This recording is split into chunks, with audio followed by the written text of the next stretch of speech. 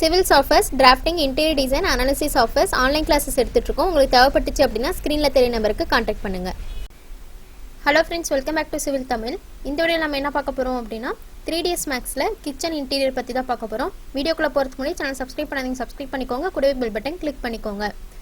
So இப்போ 3dsmaxல kitchen எடுத்துக்கிட்டிங்க அப்படின்னா நம்மளுக்கு வந்து ஒன்றா எல் ஷேப்பில் இருக்கும், இல்லை அப்படின்னா பா ஷேப் இந்த மாதிரி நம்மளுக்கு இன்டீரியர் இருக்கும். இல்லை அப்படின்னா ஒரே ஒரு சைடு மட்டும் கிச்சன் ஒர்க் இருக்க மாதிரி இருக்கும், இன்டீரியர் ஒர்க் வந்து பண்ணியிருப்பாங்க.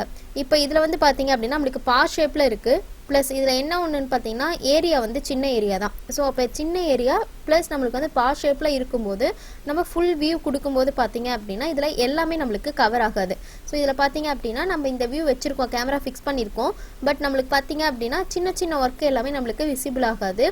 ஓவராலாக என்ன ஒரு லுக்கோ அந்த மாதிரி மட்டும்தான் நம்மளுக்கு கிடைக்கும். ஸோ அதனால் நீங்கள் என்ன பண்ணணும் அப்படின்னா கிளைண்ட்டுக்கு கொடுக்கும்போது இதை வந்து இந்த சைடு ரைட் சைடு ஒரு வியூ, லெஃப்ட் சைடு ஒரு வியூ, அதுக்கப்புறம் பார்த்தீங்க அப்படின்னா ஓவராலாக ஒரு வியூ. ஸோ இந்த 3 வியூவுமே நீங்கள் சென்ட் பண்ணுற மாதிரி இருக்கும். அப்போ தான் அவங்களுக்கு வந்து டீட்டெயிலாக ஒவ்வொரு சைடும் என்னென்ன இருக்குது அப்படிங்கிறது விசிபிள் ஆகும் அவங்களுக்கு. ஓகேங்களா? ஸோ இப்போ இதில் வந்து பார்த்தீங்க அப்படின்னா நம்மளுக்கு பேஸ் யூனிட், வால் யூனிட், அதுக்கப்புறம் லாஃப்ட், இது 3மே இருக்கு இல்லையா? ஸோ இந்த மாதிரி 3 இருக்கும்போது நீங்கள் டைமென்ஷன்ஸ் கொஞ்சம் ப்ராப்பராக வச்சுக்கோங்க. கரெக்டாக அந்த டைல் ஏரியா, அதுக்கப்புறம் பார்த்தீங்க அப்படின்னா இந்த வால் யூனிட் ப்ளஸ் நம்மளுக்கு டாப்பில் எவ்வளோ ஹைட் இருக்குது எல்லாமே நீங்கள் வந்து லாஃப்ட்டு வால் யூனிட் எல்லாமே ஹைட்டு மெயினாக நீங்கள் வந்து கரெக்டாக கொடுத்தீங்க அப்படின்னா தான் ஃபுல் ஹைட்டுக்கு உங்களால் கவர் பண்ண முடியும். ஓகேங்களா? ஸோ அதே போல் ஒரு சிலர் பார்த்தீங்க அப்படின்னா வால் யூனிட் லாஃப்ட்லாம் பார்த்தீங்க அப்படின்னா ஸ்டாண்டர்ட் சைஸஸ் இல்லாமல் அவங்களுடைய கன்வீனியன்ட்டுக்கு என்னவோ அந்த சைஸஸில் கேட்பாங்க. அது மாதிரி நீங்கள் ப்ராப்பராக கொடுத்துக்கோங்க. ஓகேங்களா? ஸோ அதே மாதிரி இதில் மெட்டீரியல் பார்த்தீங்க அப்படின்னா நம்ம லாஸ்ட் வீடியோவில் சொன்ன மாதிரி தான். ஸோ இதுக்கும் அவங்க வந்து ஆப்ஷன்ஸ் கேட்பாங்க. ஸோ ஒவ்வொரு ஆப்ஷன்ஸுக்கும் என்னென்ன அப்படிங்கிறது நீங்கள் வந்து இப்போது மெட்டீரியல் வந்து அப்ளை பண்ணும்போது பார்த்தீங்க அப்படின்னா ஒவ்வொரு ஃபைலாக வச்சுக்கோங்க.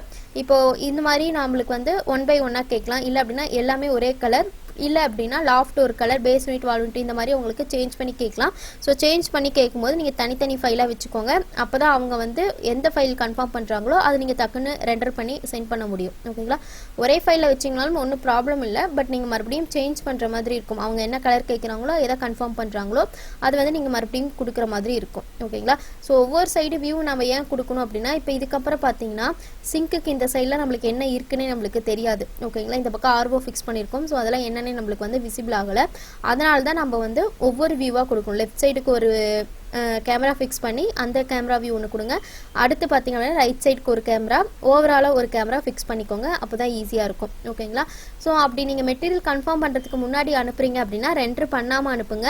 அப்போ தான் உங்களுக்கு வந்து டைம் சேவ் ஆகும். நீங்கள் ரெண்டர் பண்ணி ஒவ்வொன்றுக்கும் அனுப்புனீங்க அப்படின்னா டைம் சேவ் ஆகாது. ப்ளஸ் நாங்கள் ஒவ்வொன்றும் மாற்றும் போது உங்களுக்கு வந்து நிறைய ஒர்க் பண்ணுற மாதிரி இருக்கும்.